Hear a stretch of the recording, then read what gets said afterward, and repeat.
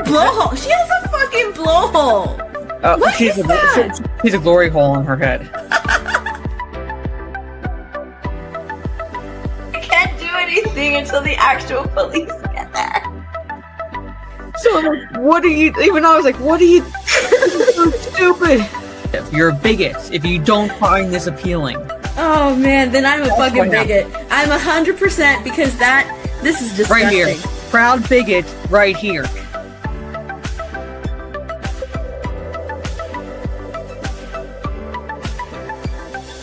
I need to calm down. I think. Okay, I'm entertaining the chat. I enjoyed King Shark. Found it cute and adorable. Which are words you shouldn't be associating with King Shark. I'm sorry. I'm like literally messaging. Oh. It lasted a little bit long. This stream went on a little too long for Mara's internet. I don't care now. Oh my god, what is this? What happened?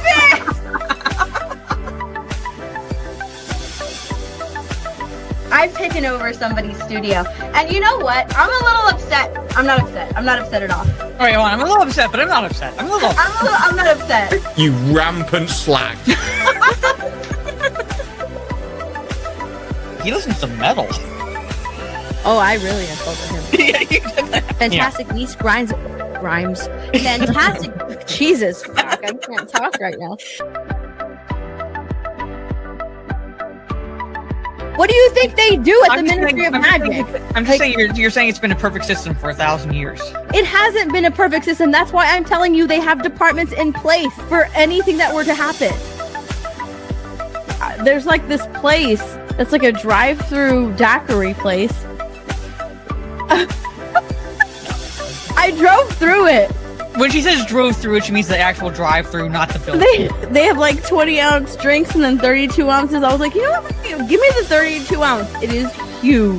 That's what 32 ounces is. 32 ounces is like 4 glasses.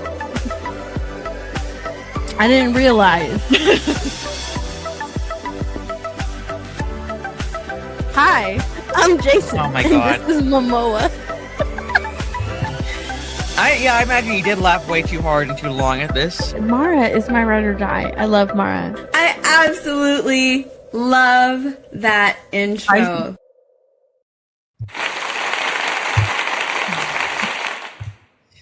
Welcome everyone. Good to see you all. Another Sunday, another Talk Nerdy, and this is like decided to have a little bit of fun, and this is the only headband I have. It's not. What's that? Look. Can you recognize the... Is that from Monster High? No, it's... We are Monster High. Sanrio character. Oh my gosh, I can't remember her name. The black and pink one. Yeah, Kuromi. Kuromi. Yes, Kuromi. I found this at like a Miniso, and I was like, okay, I need a headband. Let me get this one. No, Kuromi's not a cat. Oh. She's actually a bunny. Huh? She's actually like Anthony says, cat lady, and I'm like, no, Chrome's actually this is actually technically bunny ears because Chrome's actually a bunny. Yeah, I have one favorite Sanrio character. It's Batsmaru, the angry penguin. He has captured my soul. I do like Batsmaru, but I like Kuromi, Pom Pom Purin, and Choco Cat. I just like Batsmaru. So Pachaco is cute though, the little doggy. Yeah, the one that looks like Snoopy, like the Snoopy looking one. Everybody likes Hello Kitty. Hello Kitty, Hello Kitty. I like Hello Kitty, sure. But everybody likes Hello Kitty, so I don't like Hello Kitty anymore. Okay, I'm not gonna go with the whole I love Hello Kitty. No, Batsmaru has always been my favorite Sanrio character, and it's crazy because like you hardly ever see stuff about like bats anywhere. I got I was at oh my gosh, what is it, Universal. I was at Universal and they have like the whole Hello Kitty store and like Hello Kitty with like a bunch of movies. I don't know, it's like collaboration with all these movies, and they had a Fast and Furious one. And Batsmaru was on there. I was like, give me Speaking of Hello Kitty collaboration, I have to call around to some local McDonald's because there's a new Hello Kitty collaboration Oh, Godzilla! with Godzilla, and I just want the toys, and I don't want to have to buy the stupid Happy Meals to get the toys. But certain locations will let you do that, but you have to call to make sure. Otherwise, you have to buy a Happy Meal. You have to call? Well, to make sure that they let you do it. Otherwise, I'd be showing up and finding out that no, we because it's basically it's based on whatever local management for these McDonald's. So it's if they do it or not. So if there's a McDonald's toy that I want, I think the last one was the Hello Kitty Ninja Turtle ones. I wanted those. I'll go and I'll get a Happy Meal, and then I'll ask them, "Can I just buy the toy? Do you have any more? Can I just buy the toy?" Sometimes they say yes. So that's what I did. I didn't say I wanted a Happy Meal, but I walked into the McDonald's that's closest to me, and I asked, do you sell the toys separately? Because I just wanted one of each, basically, of the characters. Because I know not only the Sanrio characters, but I know the McDonald's character, the Godzilla characters that they are, designed after. So, I wonder if people are reselling those on eBay. Let me look. No. But anyway, welcome everyone. I completely forgot about those. We have I mainly have lantern stuff to talk about, but I found something that I thought that don't know how Steph's gonna react to it, but I was like, you know what? It is kind of Twilight related clip on X, so I bookmarked it. They're reselling them, Mara. So yeah, probably for an exorbitant amount. More than they're worth. You can get the full set for $100. Yeah, I know. I know I can get it cheaper just going to a local McDonald's. Send me Hello Kitty Godzilla and Mara. Yeah, I know I can get it cheaper. Find it in the wild, but don't get it from eBay. If you find it in the wild, send it over. But no. Thank you for the Canadian dollar super chat, brother Kuor the 9th. I know Gravy D, that's a shit super sticker. Appreciate it. I don't get this reference. CPT code 55970 tax. I don't get that, but thank you for the $5. I don't know either. And Mr. Tex with a smiley face. Appreciate that. Thank you. I'm eating a tortilla. So I had my dinner earlier, but. So I'm just gonna show the Twilight stuff because I'm pretty sure that it's gonna. I don't know if it's gonna probably gonna torture people. And then we got Lantern stuff to talk about because I know you're all anticipating watching episode 2 of Lanterns. Yeah. So we'll talk about some shit associated with that.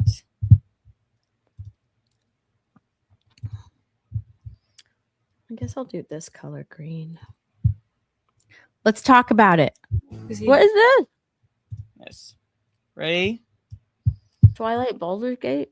Oh no. Yeah, so why is this highlighted? Hold on. Thank you. Okay, go here. Who's he? That's Asterion. He just moved here from Baldur's Gate.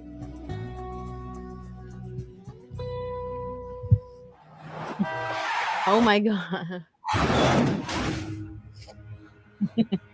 This is already a better movie. You're impossibly fast and strong. Your skin is pale white and ice cold. I know what you are. Say it. Say it. Vampire. Well, yes, obviously.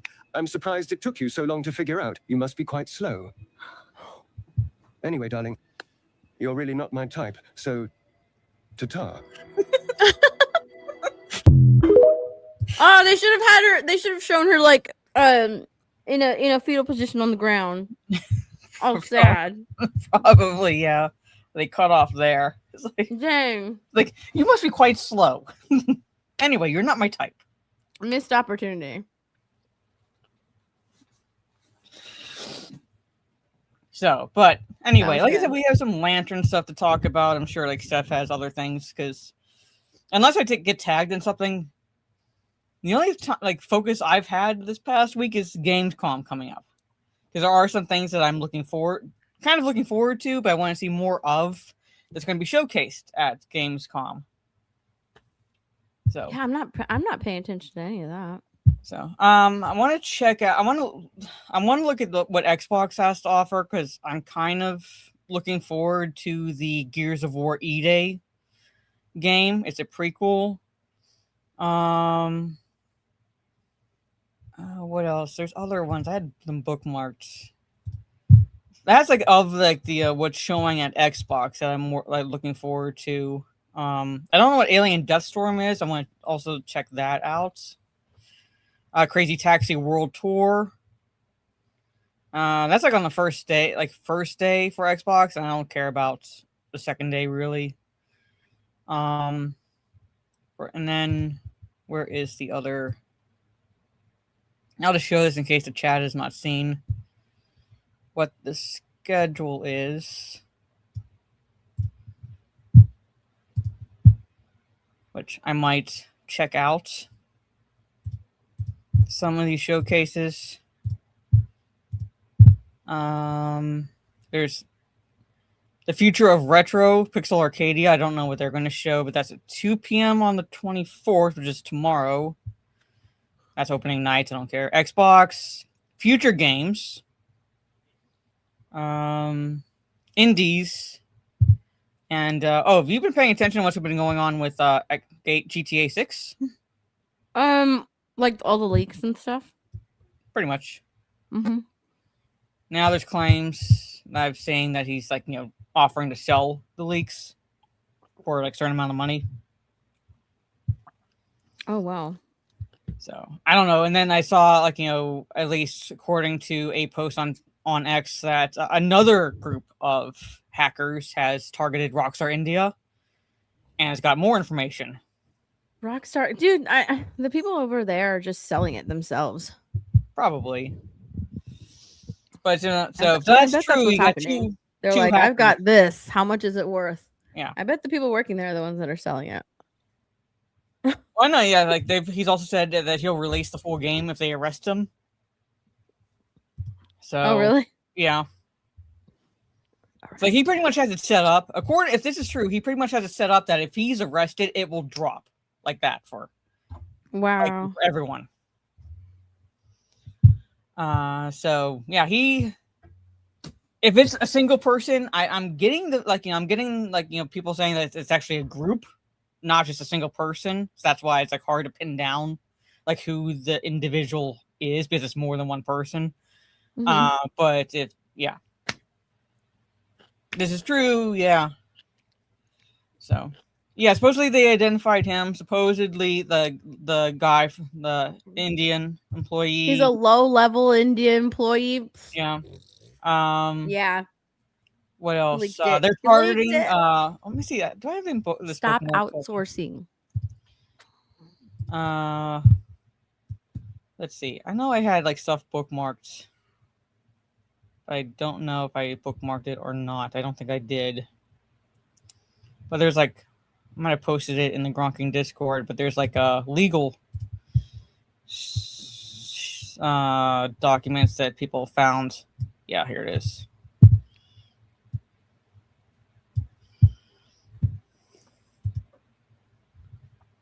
Where? I got so many tabs open. According to this, there's DMCA's happening. Filed August 21st, names 3 CyberLeak copycats, all right, and asks the clerk to subpoena X and Google for the identities behind them. So basically what people have been doing is they've been either creating these CyberLeak accounts or changing their names and so forth. And now Rockstar basically is subpoenaing both X and Google, saying I wouldn't want the identities of these people. They're even going after YouTubers. So, as I would say, there's at least one YouTuber that they're going after, whom they is speculated that he's CyberLeak, and he's trying. From what I can tell, he's trying to say no, I'm not CyberLeak. So Rockstar is pretty much full on going after people. It's more than one person. Why not? Like, it has to be more than one person. It has to be. There's like no way. Like, you know, it's like It's all the low-level employees in India. it's pretty much. They're Yeah, like, but Rockstar's going for we all everyone. get a cut. We So. all get the cut. And the thing Did you see is- Margaret Qualley on the red carpet, Mara? No, you can show her. But the thing is, this is really not going to hurt GTA 6. This is really not going to hurt GTA 6. If anything, it's probably making people more excited for it. I don't Like, think now it's he's making like people those- more excited for it. But it's bringing more eyes to it for sure. So Wouldn't it be crazy? I'm if saying the people whole who are game already leaked? anticipating it, who are already like, you know, pre-ordered it, they're like now full on whatever anticipation level they had is now increased because they're seeing these clips from the game. So, but like Rockstar, but like at the same time, shareholders had taken a hit from Rockstar these leaks to the tune of about $2 billion. So I don't know. what's going Like on. it can either help or hurt the game because what if It's I don't think it's people gonna hurt the game. look at it and be like, oh, I don't really like this is $100. Yeah, This I don't is think it's going to hurt the $100. game because like fans of GTA are, how do I put this? They're kind of on the level of shills for GTA. Like they will buy it just because it is GTA. Just because it's Grand Theft Auto, they're just going to buy it. It's not. It doesn't matter, or anything like that. It doesn't matter what anybody like any anti-woke person says or whatever. They're going to buy it no matter what because it's GTA. Full stop, basically. So it's not going to hurt it at all. But what's Margaret Qualley? Oh yeah, I've seen that. Oh yeah, I saw that too. Yeah, I it's think hey, like did I see like 8 people took up of the offer or something like that? something like that. Yeah, And they're pretty gonna move to like or 20, maybe it was 20 people. I don't know. And they're gonna move to like other branches now. so yeah, For it's like yeah, offer- like 'cause you right now it was re-enlist, just- we'll give you 4 days off for GTA when it drops. Yeah, just 4. Mm-hmm. Just 4 days. So, oh, like you have no idea I have a knot in my hair. the tenacity of military folk. Like they'll take those 4 days, energy drinks, snacks, and just full on play GTA 24/7. Be careful, your heart can give out doing that. You don't know. It's man. true. I know what I'm talking about. I saw it in a CSI episode. But I'm saying, like military veterans, we know that, and we don't give a shit. We don't give a shit. So we will do it. I've seen people do that. So like not maybe 4 days, but like pushing themselves for that. So yeah, see who when Tarkov wipes plays for multiple days straight with no sleep because we're trained to figure out how to function with little to no sleep. At some point though, like without any sleep, you start seeing those orbs, you know, like those shadows because you lack sleep. So your mind starts like creating things that aren't really there. Like at some point you have. So you're saying this as a normal person talking to and someone from the military. I am, yeah. And I'm telling you, like I said, like we take that. You push past that point. We push past that point, and we take it as a personal challenge to do so. My hair is I'm sorry, my hair is tangled. I have to get it out of the way, So because it's bothering me. But did you see Margaret Qualley on the red carpet wearing No, you the have to show Chanel you have to show me. sandals? Or I'm sorry, they're like the shoeless, the barefoot sandals. That's what they're called. Did you see that? No, but you have to show. You have to. Is it? Okay. You have to Hold on. show it. Let me share my screen really quickly. Now, I saw these debuted on the red carpet, or not on the red carpet, at a fashion show. Mm-hmm. Oh, I'm doing the wrong thing. Back in May, I think it was. And when I saw it, I was like, there's no way that anybody is going to be wearing these. Like, you'll be completely ridiculous. You won't catch anybody wearing them. Oh, and then God, look at it. It's perfect. And then there we go. It's on the Wait, red carpet. Literally, just- all it is just the heel of a shoe with laces by Chanel. like just the hygiene alone. The hygiene Now, work alone would these deter are- me. Yeah. Now these are supposed to be for the beach. They're supposed to be for the beach. Why? Even for the Apparently. beach, why? I don't know, to flex Chanel on the beach. I have no clue. But these are This is- supposed this to be is- for the beach.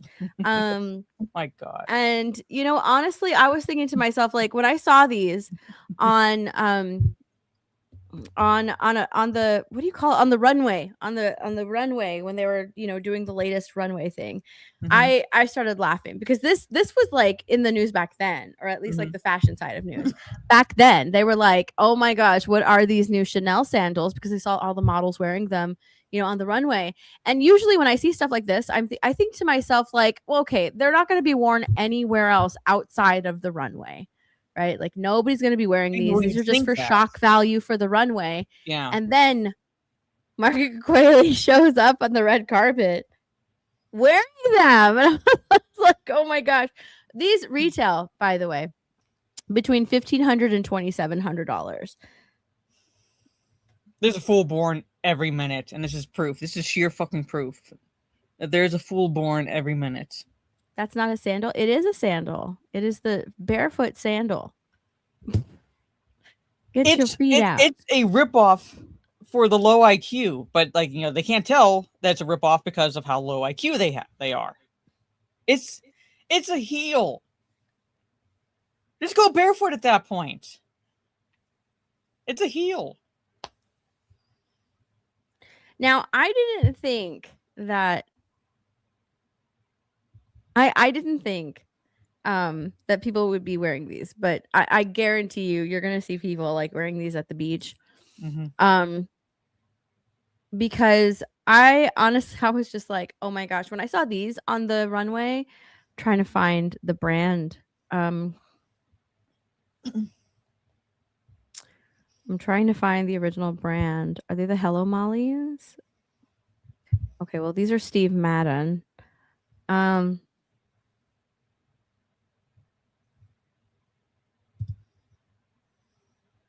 Here, I'll show you these. Mm-hmm. I'll show you these, okay?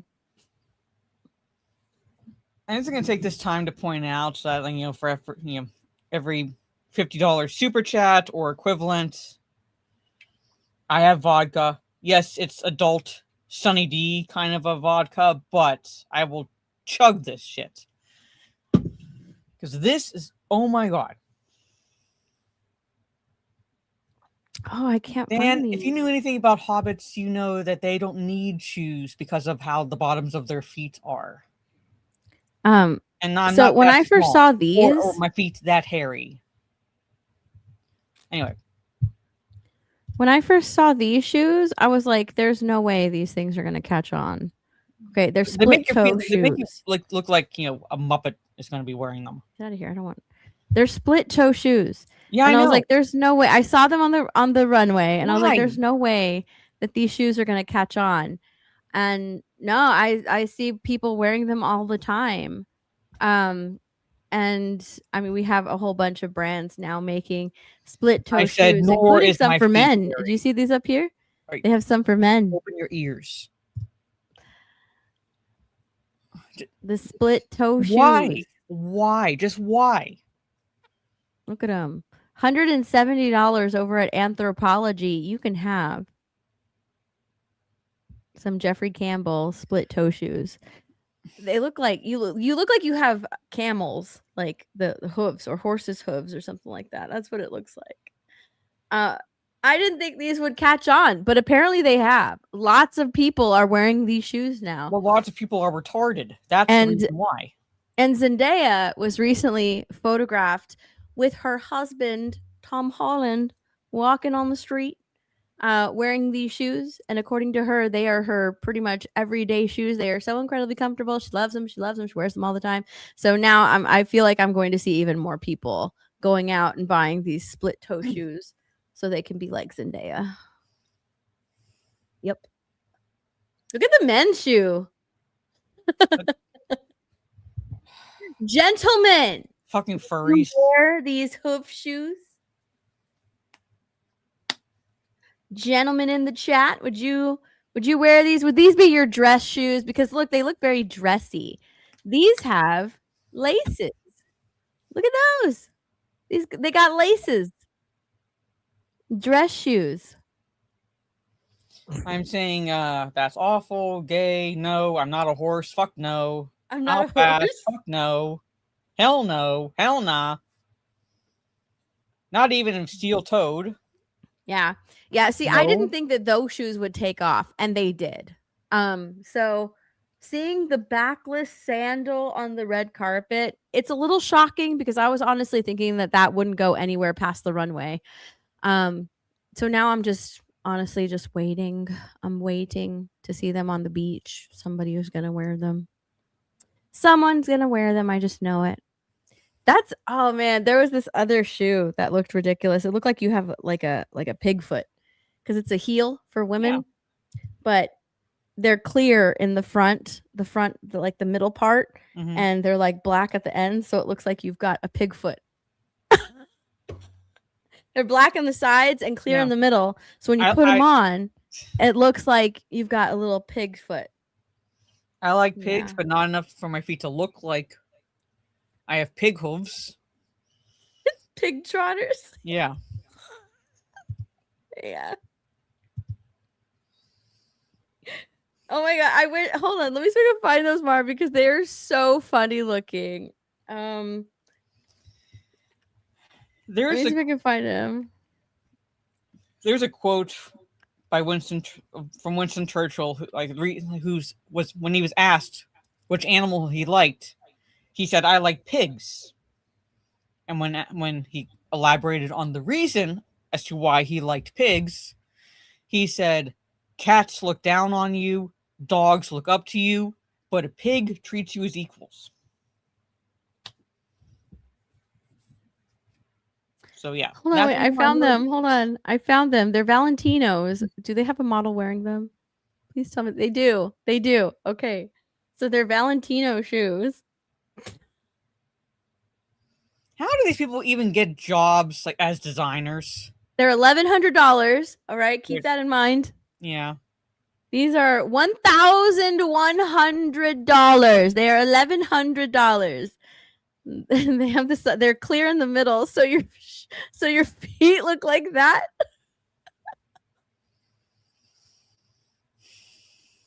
It looks like you've got a little pig foot.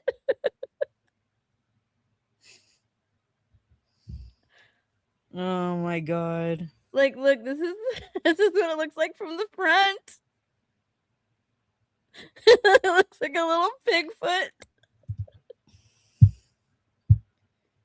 $1,100. Miss Piggy thinking that she did that before it was cool.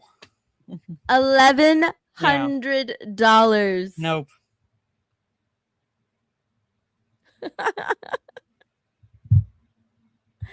I thought you might like that. There you go. There's our little fashion talk for the day, for the evening. For the evening. That's enough for the week. Actually, that's enough. Oh, come on. I fucking hate Chrome. It's now not responding. Piece of shit. Uh-oh. There it goes. Like, oh, okay. Well, see, like it's been doing this where like it doesn't respond, so it just does that buffering thing, like Chrome not responding. So I wanted like to look at what tabs I have open, and doing it again. Why it's doing this, I don't fucking know. Is it on your StreamYard tab? Yeah, but I just want to click on. I click on a tab and then I go back to StreamYard, and Chrome is not wanting to do anything. I don't want to click on anything. It takes so fucking long. Mara, look at this. look. Shit. So it's like, I don't know if I can click on anything because now it's like not wanting to.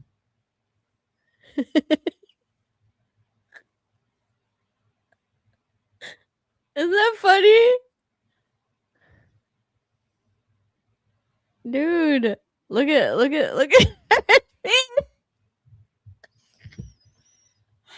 So, well, we're talking lanterns. look at her feet. They look so stupid. They put a little piggy foot. That's what it looks like. They put a piggy No, foot. even the show you were showing that split. So it's like so your feet had to go like this. Basically, it looks like a fucking pig's foot at the front. It's so funny. See, now those are the funniest shoes that I've seen so far. The Bigfoot ones. I think it's crazy that they're $1,100. The Valentino came out with pig heels. All right. Before we talk about lantern stuff, and I guess you can give your impression on the first episode, since I'm not bothering watching lanterns. Mm-hmm. It looked like shit. But James Gunn's DCU hits major setback because guess what, chat? Guess what? Waller, a show about Amanda Waller. I'm sure you were all looking fucking forward to that. And Paradise Lost gets shelved. Mm-hmm. Who?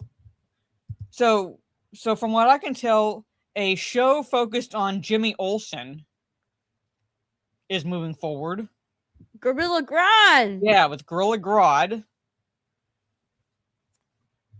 Like,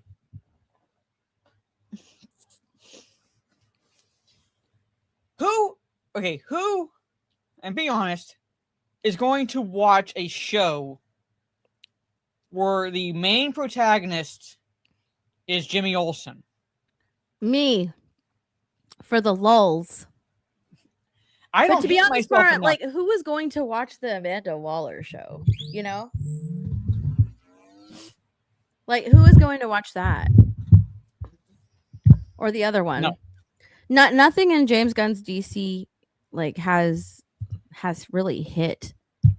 Aside from like people like the first season of Peacemaker, people like the Suicide Squad. But I don't really like the Suicide Squad movie.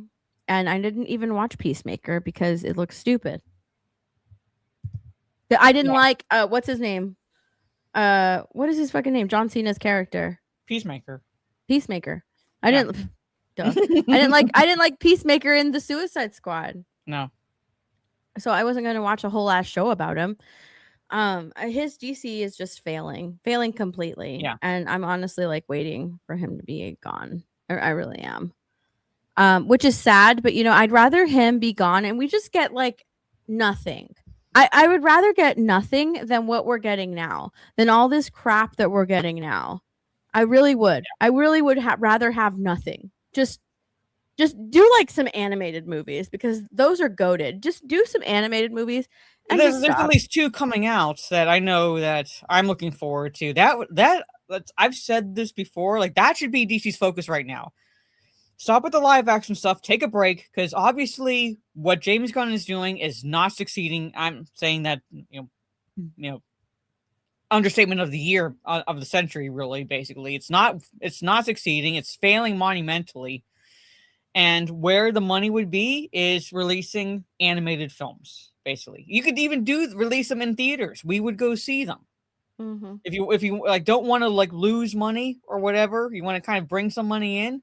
You don't have to do a lot of promotion for it. You don't have to do a lot of marketing for it. Basically, for animated films, release them. I mean, that's not necessarily true, right? Because there was one animated movie that went to theaters, and I can't remember which one it was. It was one where Batman had sex with Barbara Gordon on the roof. Well, see that like people hated that because when that news broke, because that's not in the original comic. Basically, that was added to flesh out a really short story that really should not have been released in theaters. You could have just dropped it on a streaming service. The Killing Joke storyline. The Killing Joke, yeah. Because that is like very short, but there's also longer storylines that could be adapted into animated movies that could be released into theaters without filling it out like they did with Killing Joke. And that should be the focus, I think. So, dude, that was so bad. I completely separated that from The Killing Joke. That's why I couldn't remember which movie it was. Yeah. Because I just completely separated that whole scene from The Killing Joke. That's why I couldn't remember. But yeah, that came out in theaters and not a lot of people went and saw it. But I mean, just if you put it on HBO Max, then you can just pimp your HBO Max streaming service. And I honestly there's a lot of people saying that, Zack Snyder might come back and finish his stuff. I don't even want him to do it because it wouldn't be the same. You'd still have it would still be just throwing shit at the wall and seeing if it sticks at this point. That's why you need to take a break. Yeah. That's why you need to take a break, a long break. It wouldn't be the same. And I wouldn't want to see it anyways. Like, regardless, I don't want to see it. I don't want to see it. I have the Batman Part 2 coming out that I'm kind of looking forward to. And that's about it. Everything else, I'm going to watch Jimmy Olsen probably for the lulz. That's pretty much the only reason I'm watching it, because I could care less about his character. I do like Gorilla Grodd. But like that's literally the only reason I'm watching it, for the lulz, because they were looking for a comedian to voice Gorilla Grodd, and I'm just like, oh my god, that's gonna be a disaster. Please hire a comedian. Yeah. Like, specifically, they were looking for a comedian to voice Grodd, and I'm just like, comedian is a very loose term nowadays, basically. I suppose, but that's what the casting call was for. It was for a comedian to voice Gorilla Grodd. So I'm just like, oh my gosh, it's gonna be a disaster. I can't wait to watch it. But Warner Brothers and James Gunn released more information about the Jimmy Olsen true crime comedy show. I love that true crime comedy show. Like, crime comedy. Nothing says perfect combination than true crime and a comedy. Yeah, true crime comedy. The People versus Gorilla Grodd, and the main cast and creatives involved. And like some of Gunn's other DCU choices, it's making fans scratch their heads. It honestly is. I was like, fucking Jimmy Olsen, really? Are they still doing the Mr. Terrific show? From what I can see, they still are. Like, the only ones that have officially come out as confirmed to be canceled was the Amanda Waller series. Because who the fuck? No offense, no offense to the actress. Like, she did a good job in the Air Suicide Squad movie as Amanda Waller, but no one gives a fuck enough about that character to watch an entire series about her. No. All right, and then Paradise. What was it?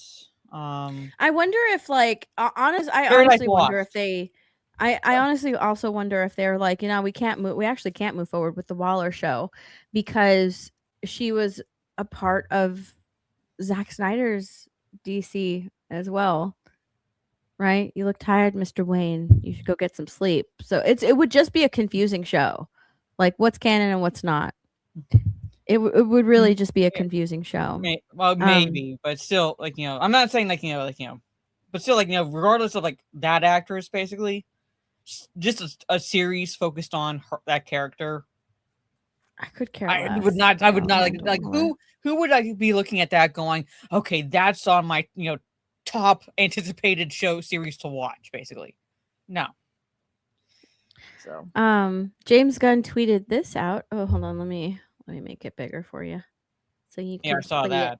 Mm-hmm. The People versus Gorilla Grodd, the new show from DC Studios, is coming to HBO Max. Our first foray into the true crime.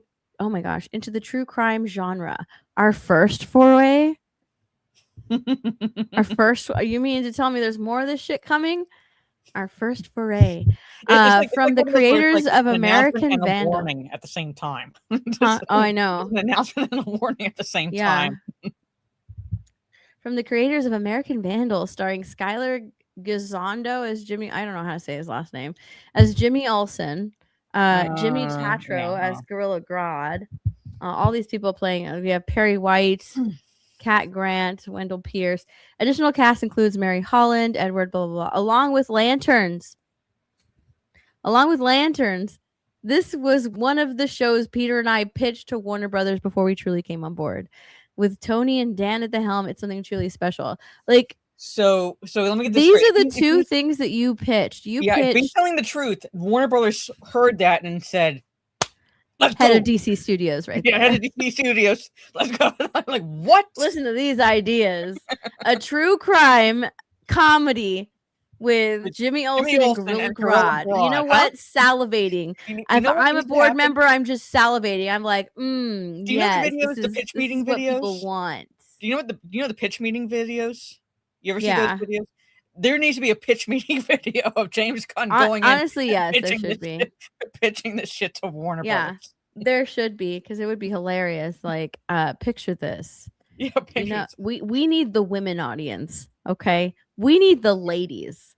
Let's introduce Jimmy Olsen in the Superman movie and have all the ladies just want him, lusting after him. They don't know why, but there's something about Jimmy. In fact, our villain's girlfriend will also be lusting after Jimmy Olsen. So much so that he's just like, oh my God, I gotta get away from all these women. I don't want to call her. She's crazy. She's just lusting after me so much. And then you know what else women like? They like true crime. So let's get that Jimmy Olsen guy, put him in a movie or put him in a show. And With a name. we gotta add something in there. We gotta add something else in there. What do women Also like animals, so let's bring in like Gorilla Grodd. animals? Yeah, let's bring Women in want to Gorilla Grodd. climb. Women chose the bear. So you know what? Let's put Gorilla Grodd in there.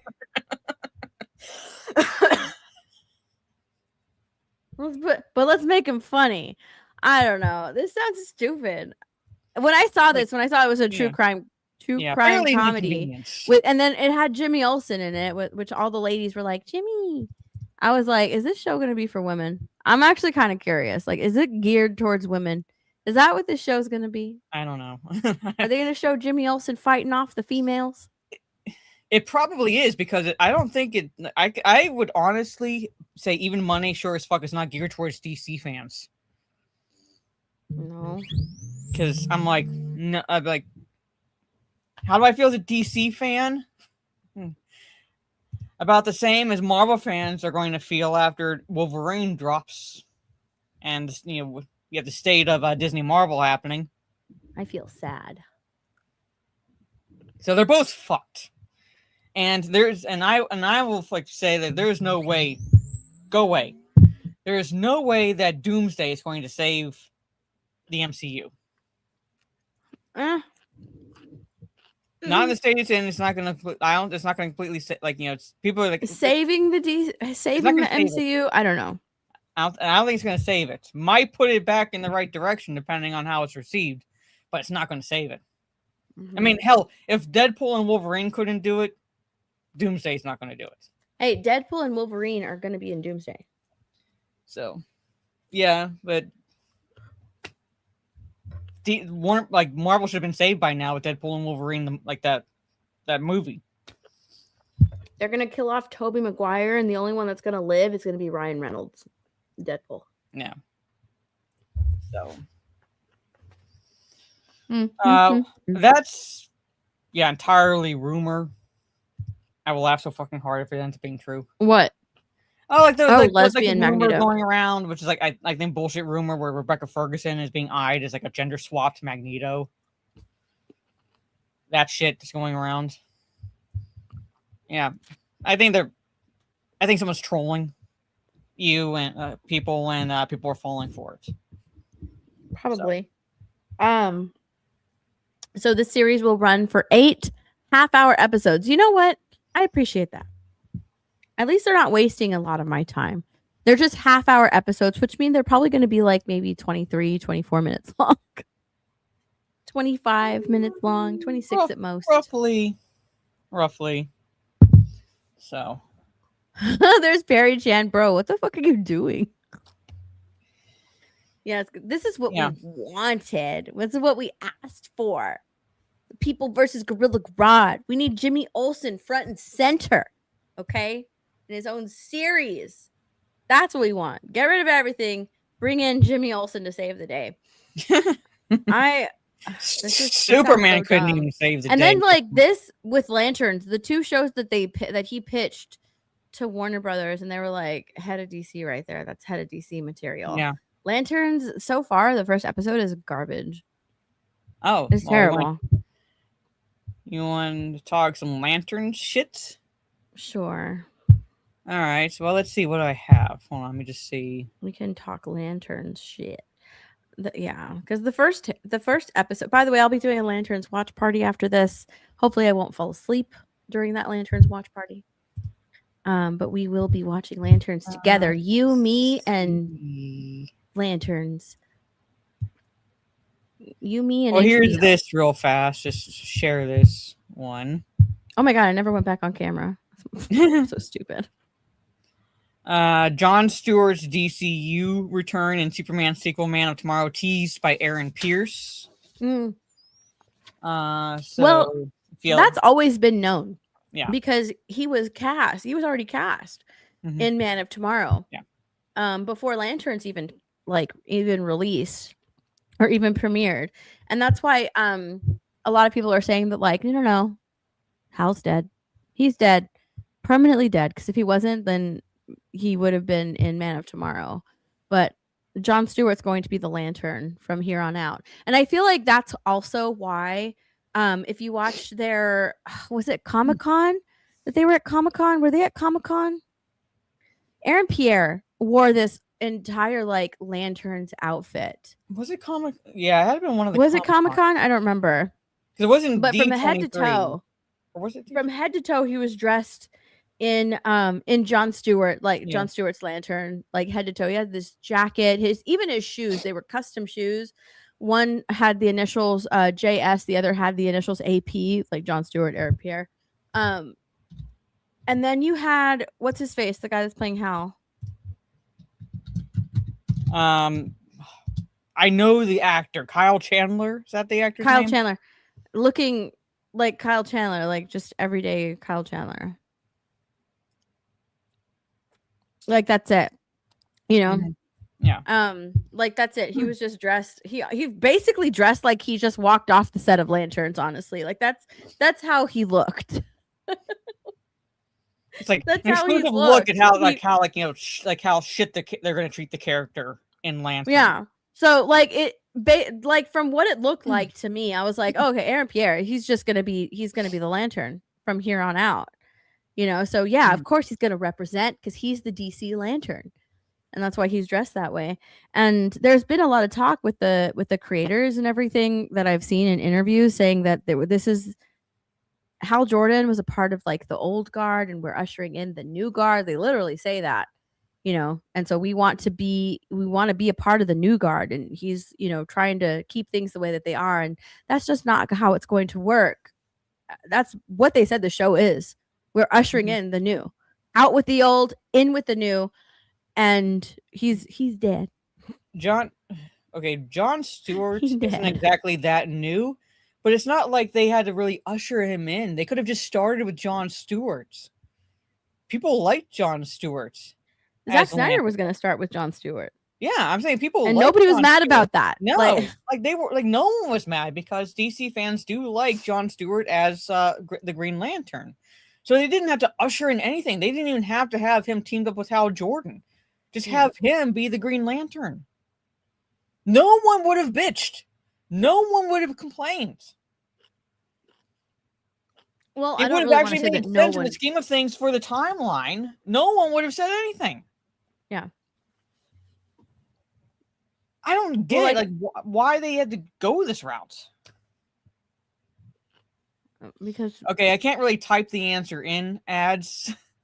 How many rings were forged in Mount Doom in the Lord of the Rings? Only one ring was forged in Mount Doom, and that was the One Ring. The other 16 were created by Sauron in disguise and Celebrimbor, and then 3 were created by Celebrimbor in Eregion. All right, there you go.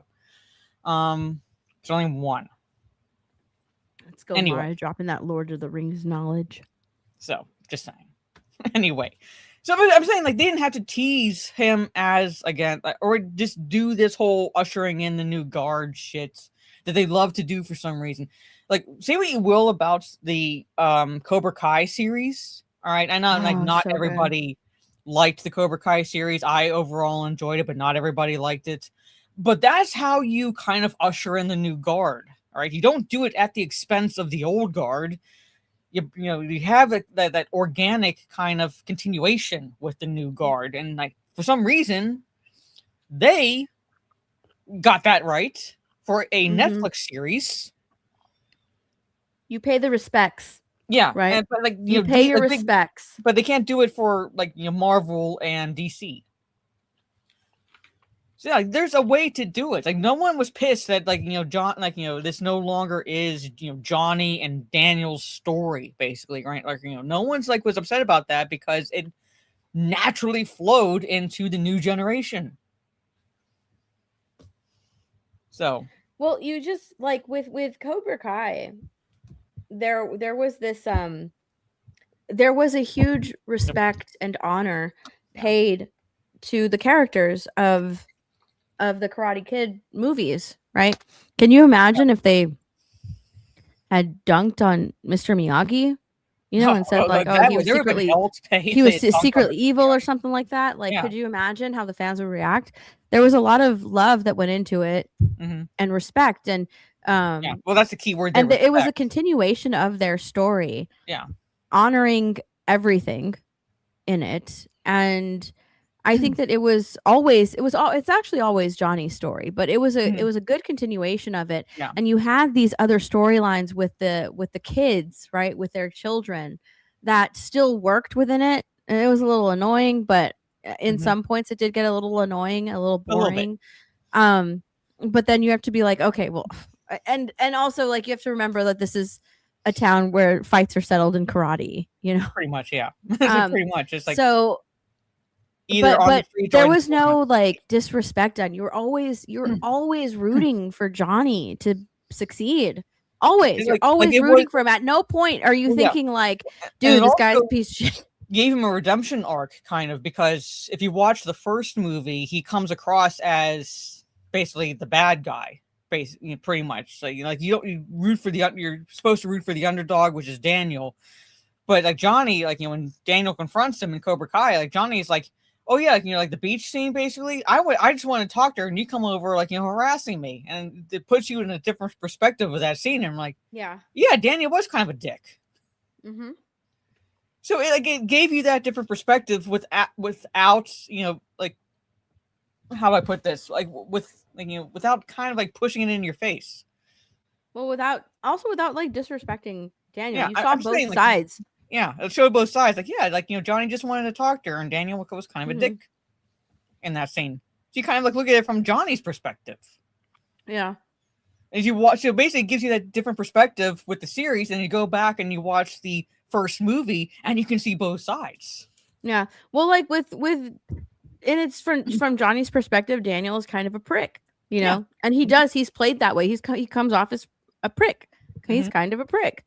Yeah. But by the end, they sort of get over their differences. They become friends. I mean, they're there celebrating the birth of the child. They're there for a wedding and, all that stuff. Like, it's awesome. It's really you can't help but root for Johnny and then Daniel like the entire time. It's really cool. I love that show. That show is really good. It's done properly. It pays homage to the Karate Kid. You don't have to be disrespected or be disrespectful to all of these characters in order to make a good show. And that's like what gets me about this Lantern show. Like, you didn't have to be disrespectful to Hal Jordan. You didn't even need Hal Jordan. The ring could have been passed on to Jon Stewart at that point. That's all you needed to know. Like the ring chose Jon Stewart. That's all you need to know. The first episode of Lanterns was really annoying, honestly, to watch because I was just like, oh, okay, so they're just talking down to him. I don't like the way they're talking to him. Why is he talking down to him? Why does he keep? Okay, so nobody respects Kyle Chandler. Like, he's literally a lantern. He's taking pictures with kids because the people of Earth respect him, and that's pretty much the only time that you see him being respected in the movie or in the show in the first episode, when the kids are like looking up to him, be like, can I take a picture with you? That was pretty much it. But everybody else around him treats him like shit. They do. They treat him like crap the entire time. They keep telling him that he's wrong. His idea is terrible. Bad idea. You don't know what you're doing. You don't know what you're talking about. And time again, he gets proven right. And it's almost like, you son of a bitch, I can't believe you were right. type of attitude Mhm. that they're taking with him. Instead of like, damn, maybe I should humble myself and take a step back and actually realize this guy knows what he's talking about. Nope. At no point in the show does that ever happen. You're not exactly selling me on watching the second episode. Go ahead and watch it. Watch the first No, episode. no. But that's how I was looking at it, and I was just like, oh my god. And then the lady cop, oh my gosh, this lady sheriff, from the moment she opened her mouth, I was like, I hate her. I don't like her. I don't like her. I Don't like don't her. have this. I had the article open, but somewhere I was looking up Lanterns news, and the actress who played the lady sheriff equated. It was either equating her role or getting the role as in the Lantern show to a Disney princess.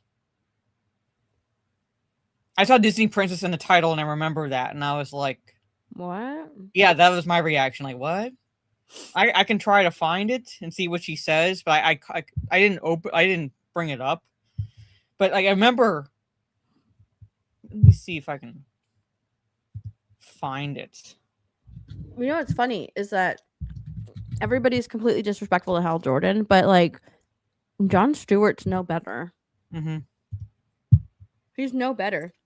He's also pretty stupid. Because like I was what stream was I doing, y'all? Was it Trash Talk? No, it was Makeup and Media. So I was doing Makeup and Media, and during Makeup and Media we talked about a couple of things, and then we did a watch party for the first Lanterns episode. Mm-hmm. And when I was watching it, I was like, dude, Jon Stewart's kind of dumb, especially in the bar. There's this bar scene where Hal and John are having this conversation, and Hal's telling him how the ring came to him and how he became a lantern. Mm-hmm. John's looking at him like, this is the most boring story I've ever fucking heard in my life, right? Even though he's the one that posed the question. Mm-hmm. He's looking at him like, I'm so bored. I'd rather be anywhere else but here. And says something like condescending. What did he say? Oh, Hal Jordan needs to get to jail, so he wants to put himself in jail. He says, your plan is stupid. You're not going to get in jail. Your plan is dumb. And he's like, watch, just don't interrupt, right? So he's like, your plan is stupid and I won't help you. And then during that conversation also, Hal Jordan says that the ring is dangerous. It's basically like this huge, dangerous weapon. And he proceeds to use this dangerous weapon to create $1 or whatever to play some music in a jukebox. And then he also uses it to... what else does he use the ring for? Oh my god, the stupidest reasons, honestly. I can't remember what else he does with the ring. Oh, that's right. He uses the ring to open a beer. And then John takes the ring, right? Talks to this lady next to him. I agree with and this. tells her basically everything. He tells her everything. Like there's no secrecy, there's nothing. He tells her everything. Who he is, how he's training, basically everything that she would ever want to know without her even fucking asking. He's just spilling his guts. And then they go and they have sex in a truck. Okay. This random chick that he's known for like 5 minutes. They have sex in a truck. And he lights her cigarette with the ring. This dangerous weapon. Okay, it is a dangerous weapon. Hal Jordan made sure to emphasize that the ring is a dangerous weapon. Lights her cigarette with it. Yeah, it's not. It's oh my god. And then you find out that she's a grandma, Mara. Later on in the episode, you find out that she's like the wife of this old man. Mm-hmm. All right, and then that's when Hal Jordan uses the ring to open up a beer. It's a super dangerous weapon.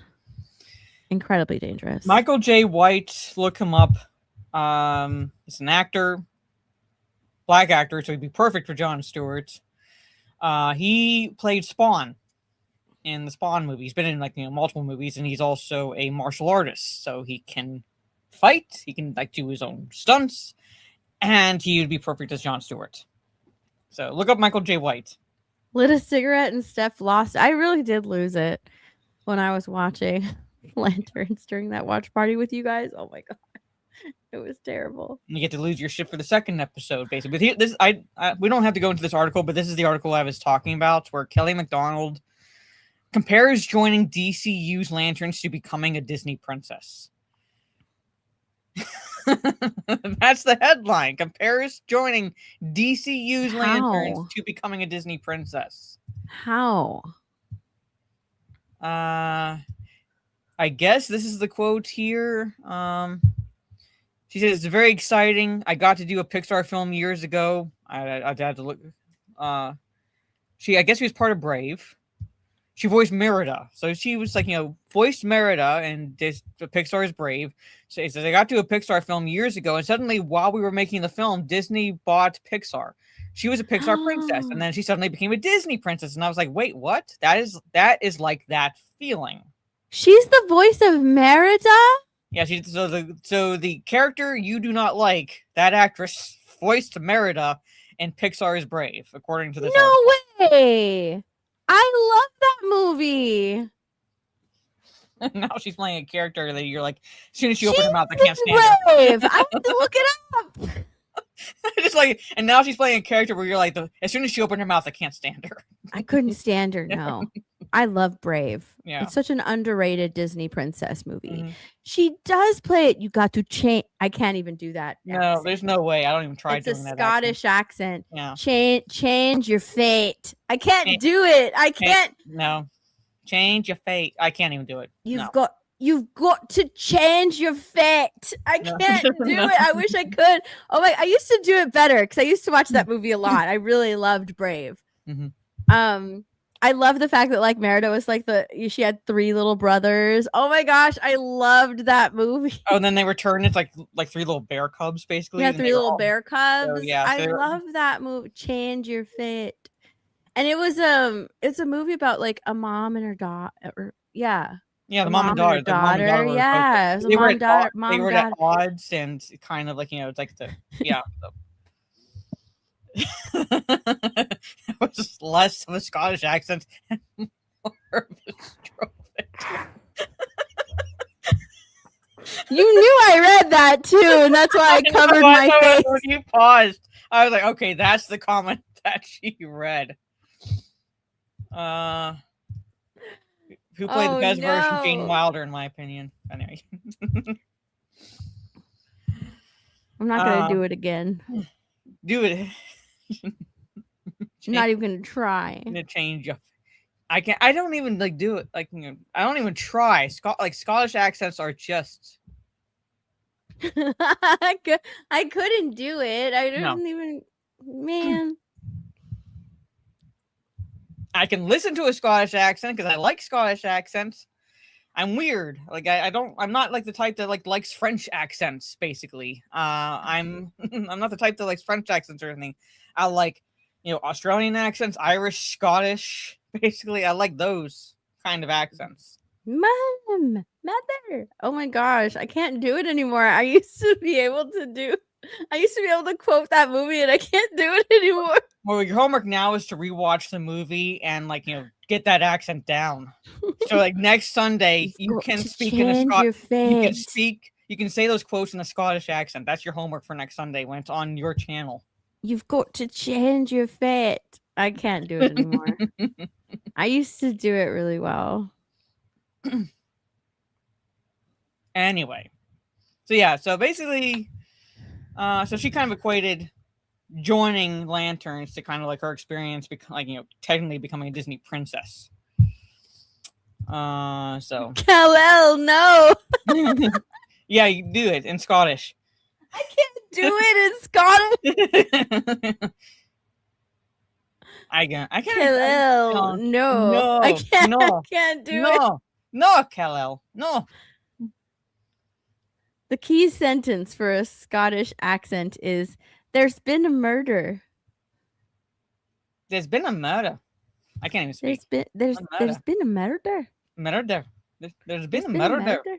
I don't know. I can't do it. There's been a Anymore. murder. I used to be so good at it. But with Scottish accents, they kind of also how do I put this? Wherever there should be syllables, they kind of skip over those. That's my experience listening to Scottish accents. I don't even know. Okay, let me just close this tab. Okay. There's been a murder. I'm really trying to. Oh, come on, Chrome. Don't do this. Thank you.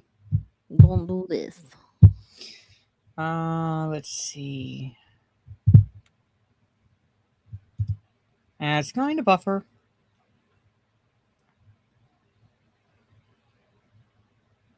Hold on. Thank you. Thank you. Fucking piece of shit.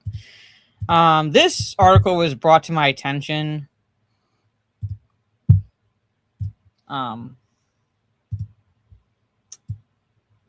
So I don't know if you've seen this article, Steph, but Lantern's executive producer Damon Lindelof weighs in on 2026's adaptation wars.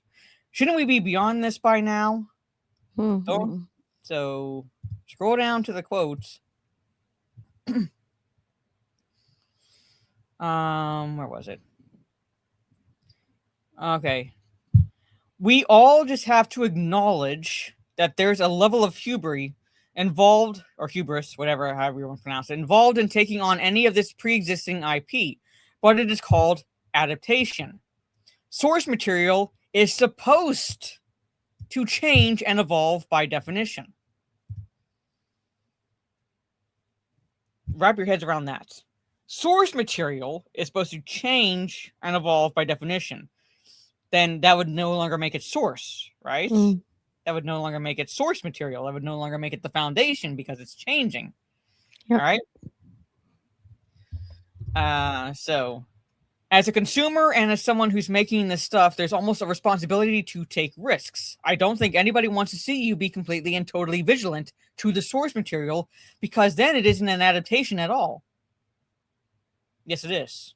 That's what an adaptation is. You're adapting the source material. You don't use the source material as inspiration. You use it as a foundation and you adapt that source material. That's what an adaptation is. Shouldn't we be beyond this conversation by now? I think that's a big cope on his part, because he isn't adapting Lanterns. They're not doing Lanterns. They're doing Lanterns True Detective style. Pretty much. And that's not what people wanted. They wanted like Lanterns. They wanted Green Lanterns. Yeah, we wanted to see Green Lantern, not True Detective with Jon Stewart and Hal Jordan set in a small town with cowboys and the evil white man. That's not what people were thinking of when they saw that. Oh my gosh, you're gonna be adapting Green Lantern. Hell yeah, let's go. Space Cops, I want to see it set in space. Let's do it. There's so many things that you can pull from the Green Lantern comics that you can adapt. We'd be all up for it. Let's do it. And that's not what they wanted to do. That's not what they had in mind. So I feel like this is just a huge cope for him, saying like, no, you don't get the source material and adapt it. What are you talking about? No, you do your own thing. You change it. Subvert expectations. Do something different. No. You don't just adapt it like page for page. Are you kidding? Nobody wants that. They want something different, something new. Well, see, Galador and I was just going to bring up Shakespeare because there's a way to adapt a Shakespeare story for like a modern telling. So you could do a straight up adaptation, like, basically like stage plays do, like stage productions do. Or you can have a movie like 10 Things I Hate About You.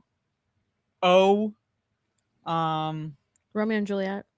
Yeah. The Baz Luhrmann one. Yeah, basically that's a modern adaptation, but it's still respecting the source material.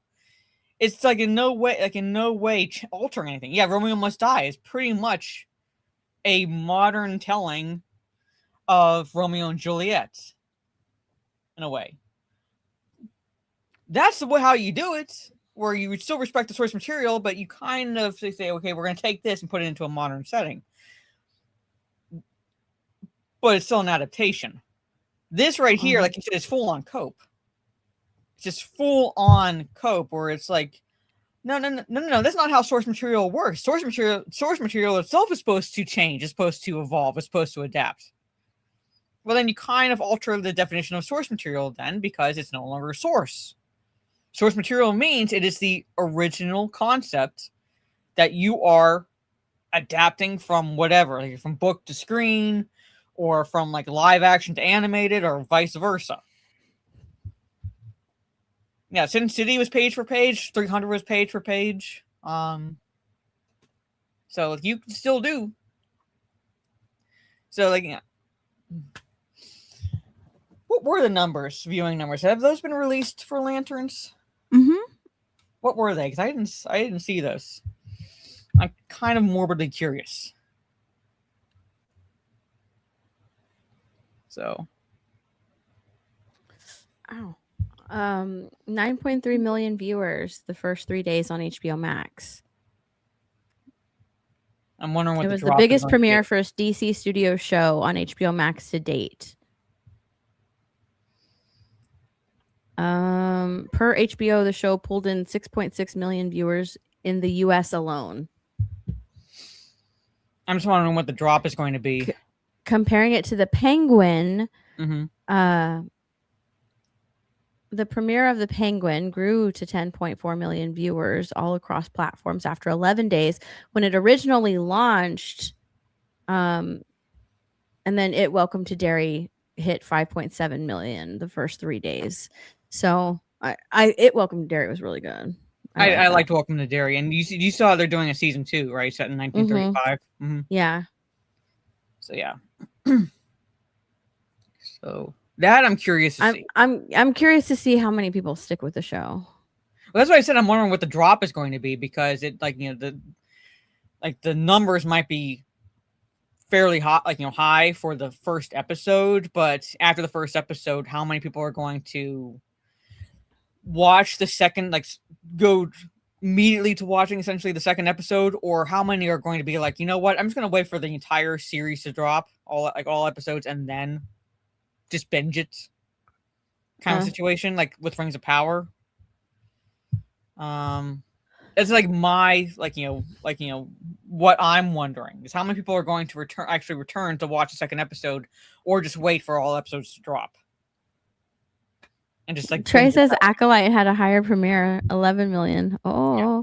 I like the first sentence of this article from Variety. Lanterns Variety. Haters are going to be green with envy. What? You haters. Haha, you hated the show. You talk shit about the show. But you know what? The series racked up 9.3 million views. Suck on that, haters. Yeah. Yeah, only 6.6 in the US. That's actually kind of sad.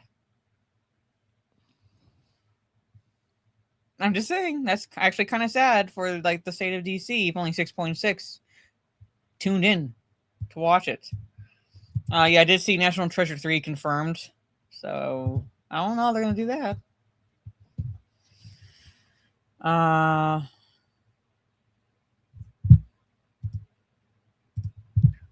Let's see.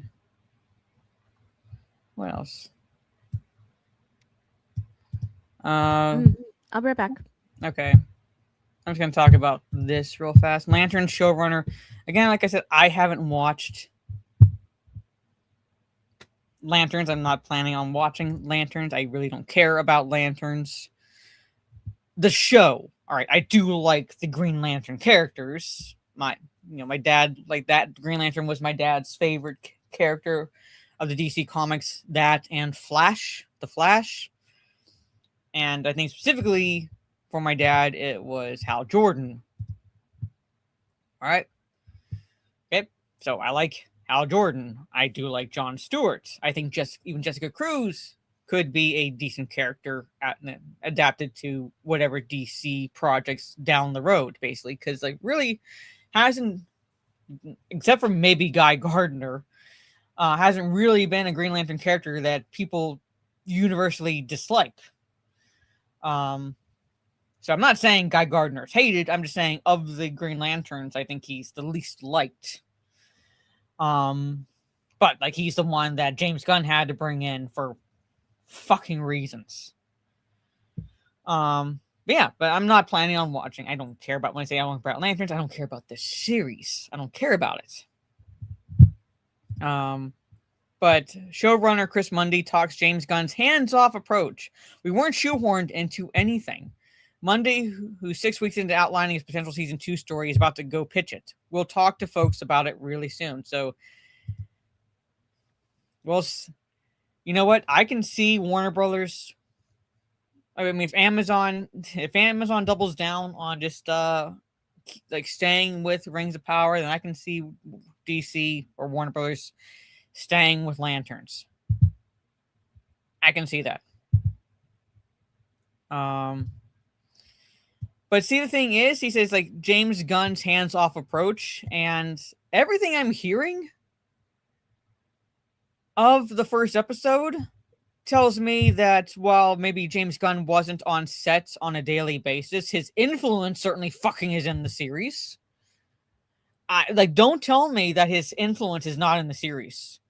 When you have like the scene that Steph described where Jon Stewart is just regaling this strange woman, everything about the Lantern Corps, the ring itself and so forth, its name, blah, blah, blah, every little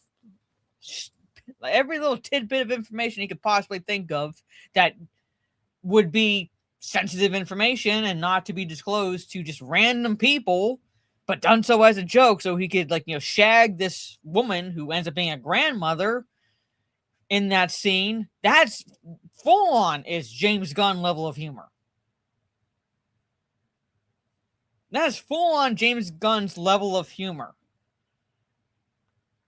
He might not have been in the show on a daily basis, but don't tell me he had a hands-off approach. When his grubby little fingers you can tell just based on the humor and based on the characterization and so forth that his grubby little fingers have been in the pie for this series. So you don't even have HBO Max. I do. I haven't watched HBO Max in a while, but I keep it. I mainly keep it because there's certain things that get released on platforms that are only released on certain series, or I should say on certain streaming services that aren't released on others. And I think Welcome to Derry was HBO Max, so I watched Welcome to Derry through It was HBO Max. Yeah, so I watched that through HBO Max, but as far as other stuff, I don't. At least not DC stuff. I haven't watched anything DC. Yeah,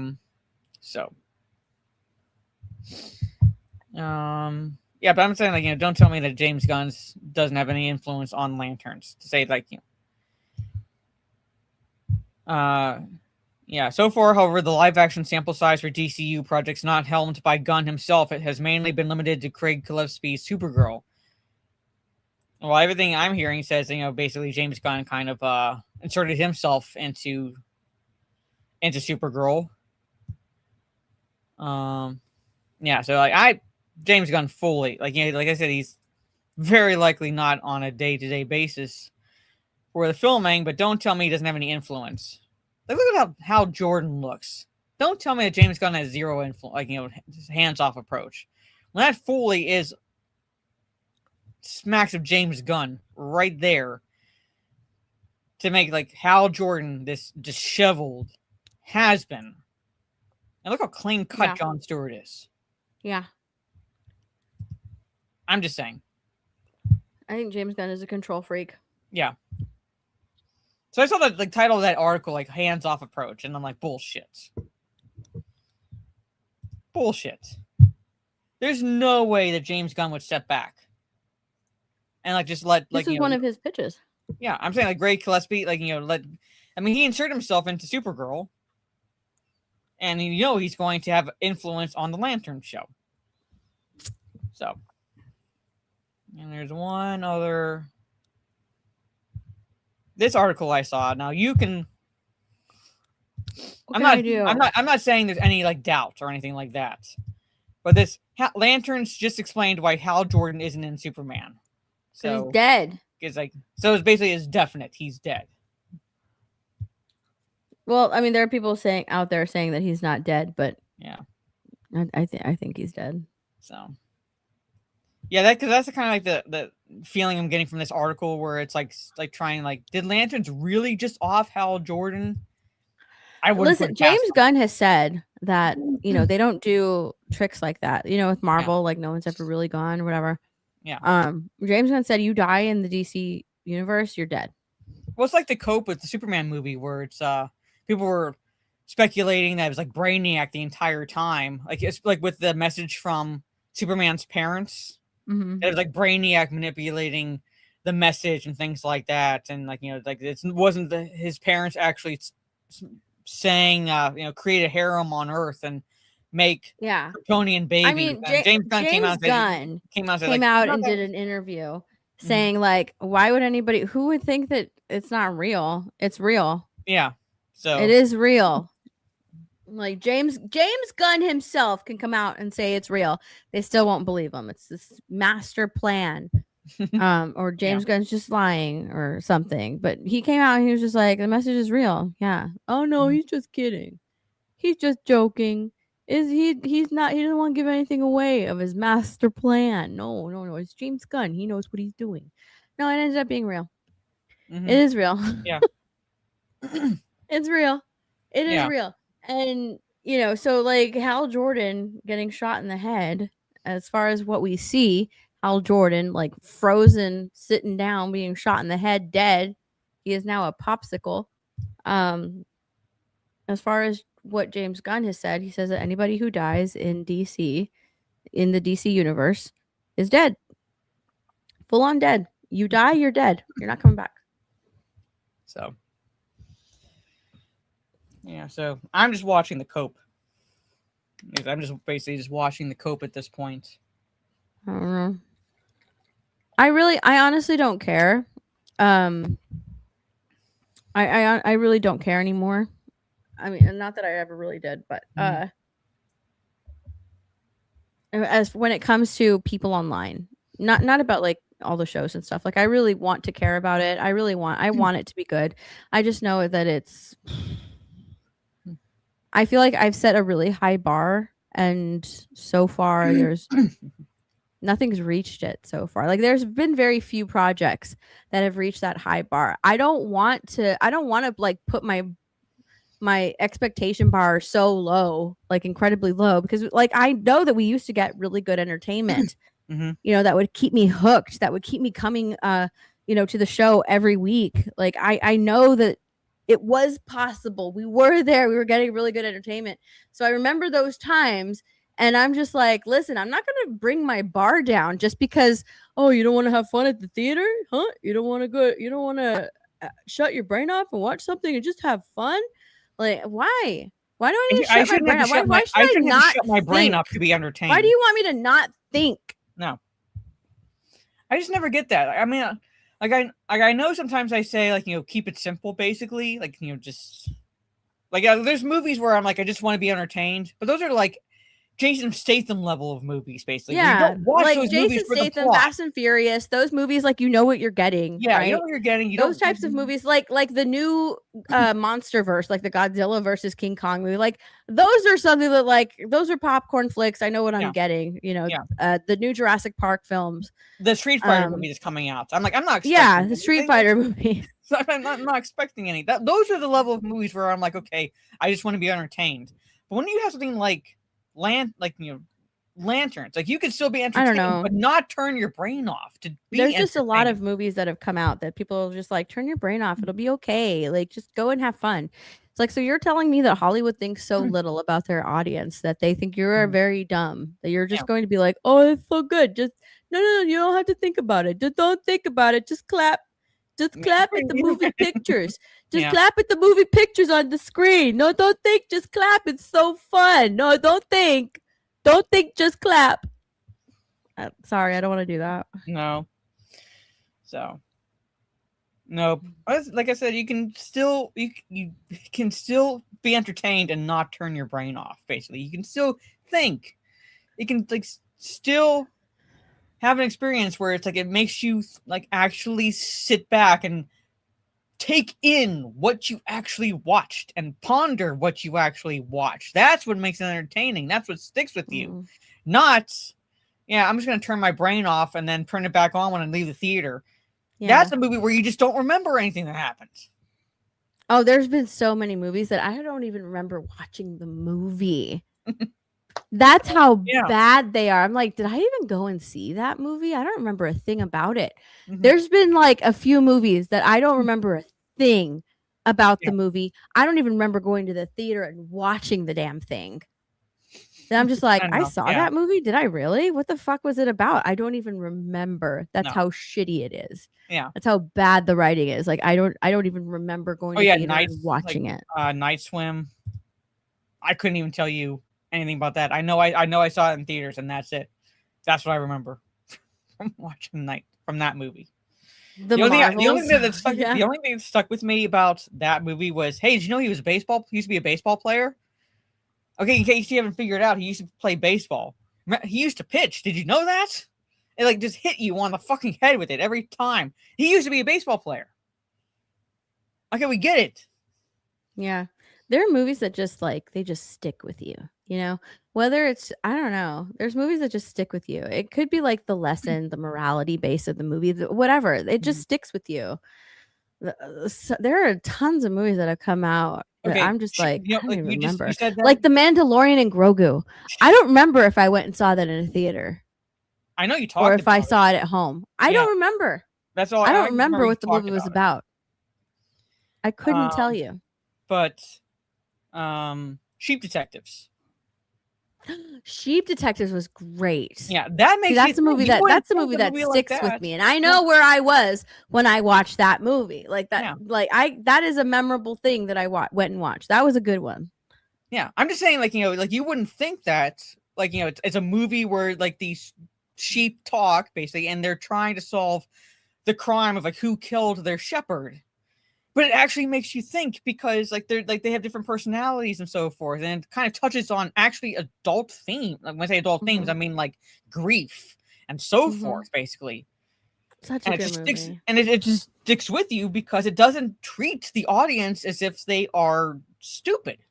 Yeah, it's such a great movie. Yeah, it treats the audience as if like there's different ages watching it, so it kind of has to be a little bit light in tone for the kids, but it doesn't shy away from, like, you know, kind of like hitting you with like oh my, like, you know, like the whole like I said, you know, grief and loss and so forth, and everything associated with that. Project Hail Mary didn't at all, you know, treat us like infants. Right? I think that's the way the book is established, basically, where it's kind of like the character's trying to piece together how he ended up there, and the movie like followed that along, basically, where it's like like the audience is smart enough to figure out what happened. So like you look at piece together flashbacks, you can figure out how he ended up in the position he's in and what he has to do. So such a good movie. Who said I couldn't explain the plot of Disclosure Day? I can't remember if I went to the theater to watch that or if I saw that at home. I don't remember. I didn't see it, so. And I can't. Yeah, I can't remember. I think like the lady was working at the news thing, and she started doing the. Yeah, and then they made it. They went somewhere, and they made it back to the. They made it back to the news station, and then there was an alien there. I don't remember what else happens in that movie. Well, that's just. I don't remember what else happened in that movie. Well, I remember that she made the noises. That's the way to sum up the plot. She made these alien noises that sound like this African dialect. She went, it's like she left and somehow made it back, and there's an alien. That's what I'm not even kidding. I don't remember what else happened in that movie. I just remember she did the thing, like the thing. She did that, and then she went somewhere. They went somewhere. They're in a car, and then they're back at the theater, or I'm sorry, back at the news station, and there's an old alien there. I don't remember anything from the middle of that movie. I remember that she did that thing while she was live as the weather person. I think she's the weather person. I don't even, maybe I'm making that part up too. I just remember she did that, and then they came back and brought an alien, the old alien. Don't remember anything else. Obsession, biggest shock of the year, continues to make money. Now made $500 million. Yeah, made for less than and filmed for less than $1 million. Actually, Michael's like, and you fell asleep. Actually, Obsession has been kind of dethroned in terms of profitability by this $200 Chinese animated movie that looks like nightmare fuel. That was made for like $200. Oh, the bull. Yeah, this made for $200. It's made over $4 million. So people are like, I gotta see this shit live or something like that. I gotta see this shit in theaters. Yeah, the bull one. Oh my gosh, that is so funny. So in terms of profitability, Obsession has kind of been dethroned just because of that. But yeah, I'm not trying to take away from its success. I'm just saying that a mother and son animation team, so to speak, made a movie for $200 and China put it into theaters. It didn't make much on its opening weekend, but word of mouth spread to the point where it's like it made like over $4 million. Yeah. The bull. I forgot about that. Trey, just look it up. $200 Chinese animated is. I'm not going to show you guys because it is nightmare fuel. It's not nightmare fuel. What is it called? No, I'm saying the image that will be your sleep paralysis demon. No, I've seen the image. I can't remember what it's called. I'm talking to the chat. Oh my god. What? What was that? I don't know. I can't see anything. It scared me so bad. There was something. Is it a What bug? was it? I heard a big like something. Did something fall? Nothing fell. I don't know what happened. I don't know. It scared me. What is it called, Trey? What is it called? Something scared the crap out of me. Look up $200 Chinese animated movie, and it'll come up. I remember it was like $200. It's like the total it cost to make it.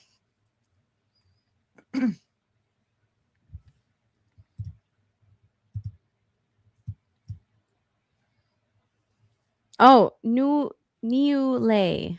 I don't know.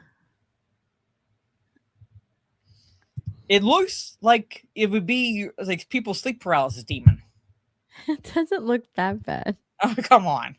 Come on. You tell me. Look at this, Chad. You tell me that it's become the most profitable film. You would be able to sleep if that thing just came up to you and like looked at you while you were trying to sleep. This has become the most profitable movie of all time.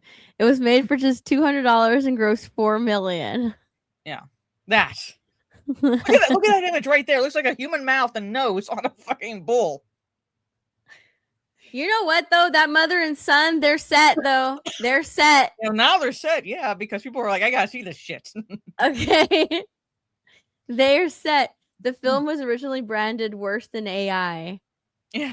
Hold on, we have to. Chinese movie becomes a $4 million box office hit after viewers called it Worse Than AI. Yeah, Worse Than AI. It was a movie that cost $200 to make and was labeled Worse Than AI. Has actually become a viral hit, making it $4 million. Yeah. Over the years, there have been plenty of low-budget movies. Now there's a new contender in the mix.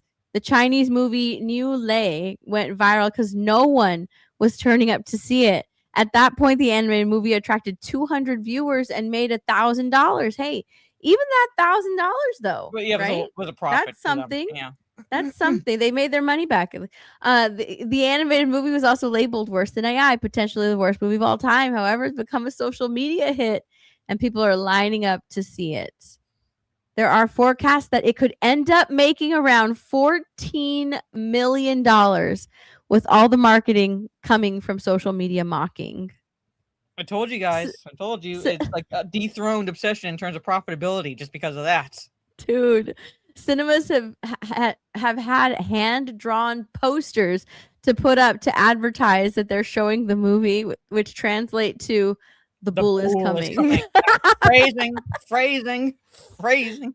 The bull is coming. While others have just used AI posters. We have to watch a little bit of this. Mama.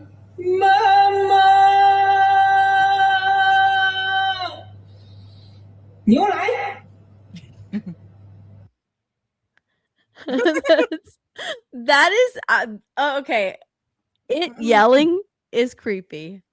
It saw a snake and it's Mama.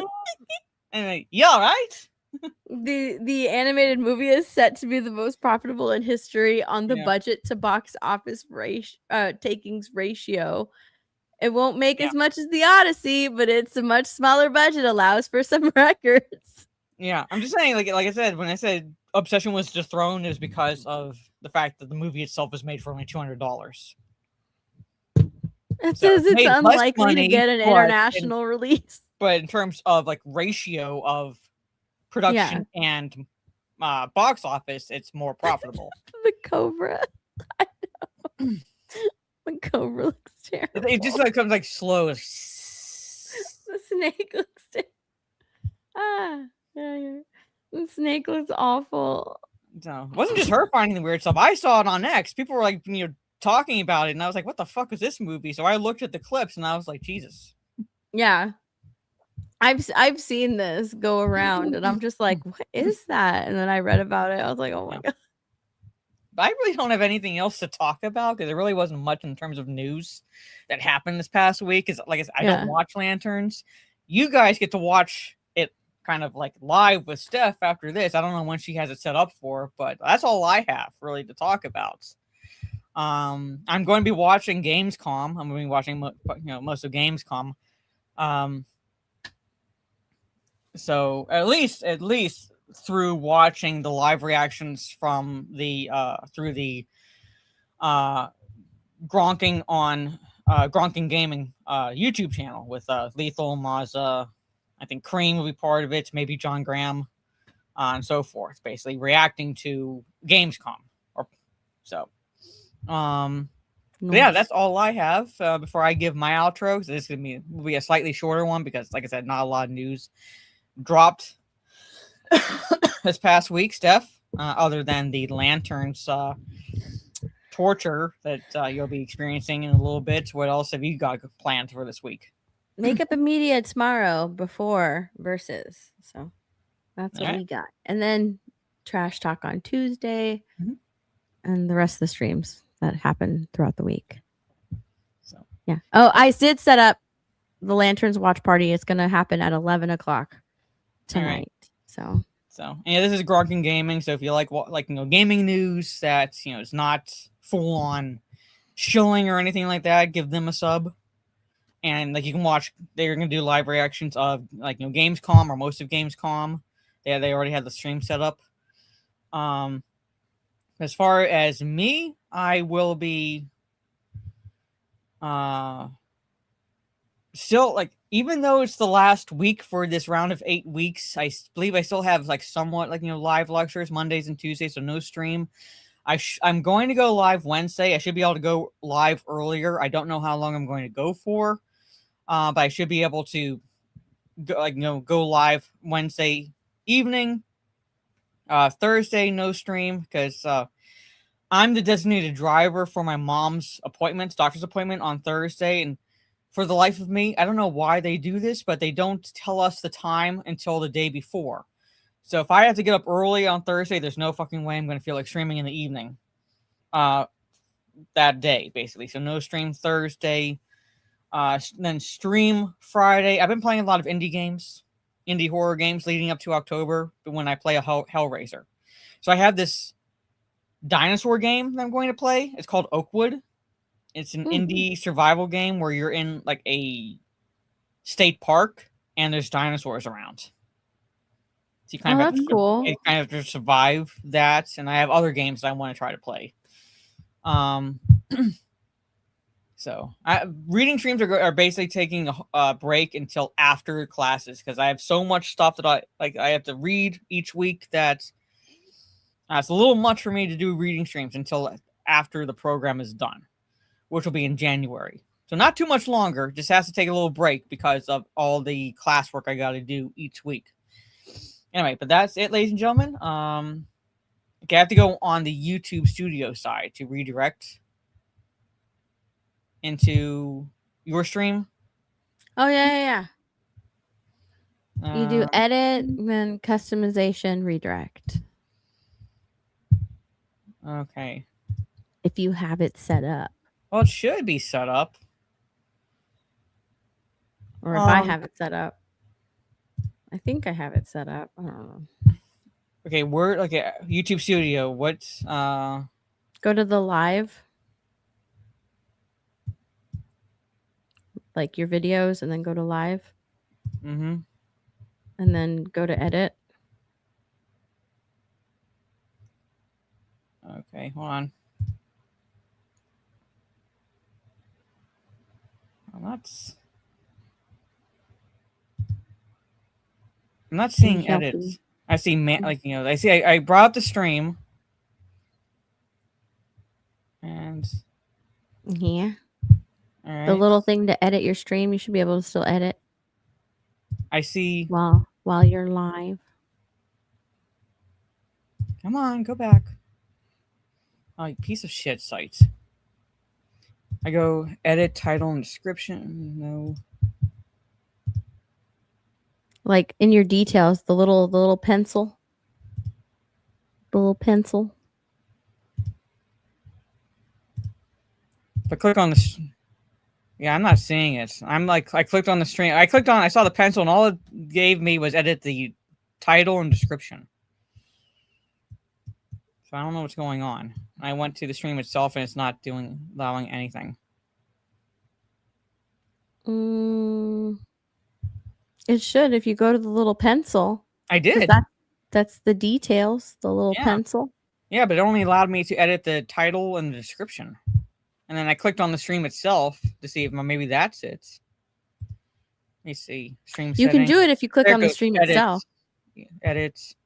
Uh-huh. Okay. Customization. Yep. And then redirect. Redirect, add. Okay. Search. Watch. There it is. All right. Found. I get it. She did it. Took a fucking while because I had to go through all these steps.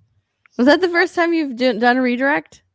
Yeah, it's the first time I've done it, but at the same time, it's more steps than I think it needed to be. I know. It's a lot more steps, yeah. So basically, it should take you over there once the stream is done. If it doesn't, hold on. If it doesn't, I'm just going to post a link in the chat. I'm going to do that from here.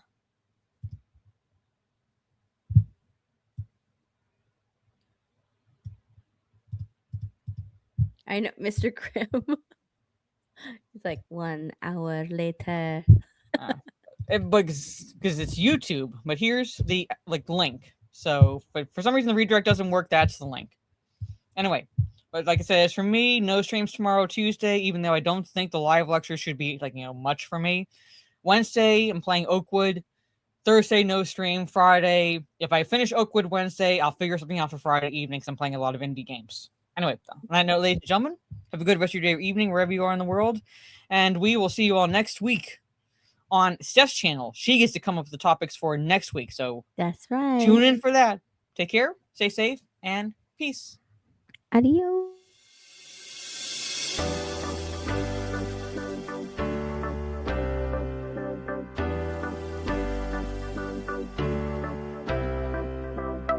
Look at her blowhole. She has a fucking blowhole.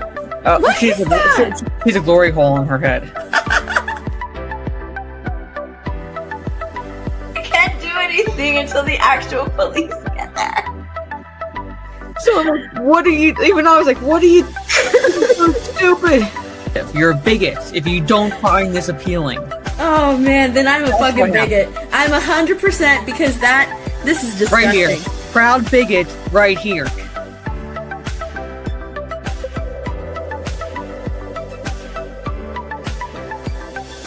I need to calm down. I think.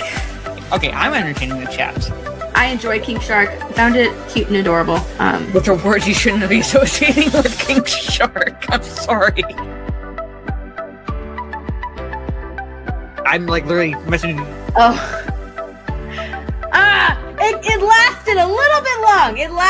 This stream went on a little too long for Mara's internet. I don't care now. Oh my god, what is this? What happened?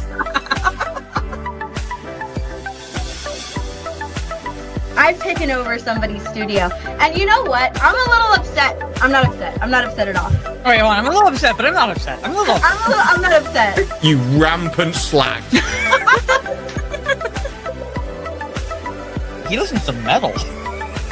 Oh, I really insulted him. Yeah, you did that. Fantastic Beast rhymes. Fantastic. Jesus, fuck, I can't talk right now. What do you think they do at the Ministry of Magic? I'm just saying you're saying it's been a perfect system for 1,000 years.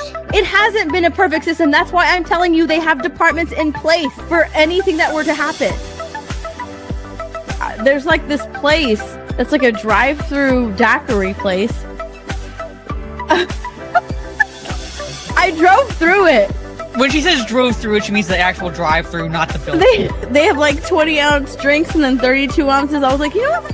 Give me the 32 ounce. It is huge. That's what 32 ounces is. 32 ounces is like 4 glasses. I didn't realize. Hi, I'm Jason. Oh my and God. This is Momoa. I imagine you did laugh way too hard and too long at this. Mara is my ride or die. I love Mara. I absolutely love that intro. You rampant slag.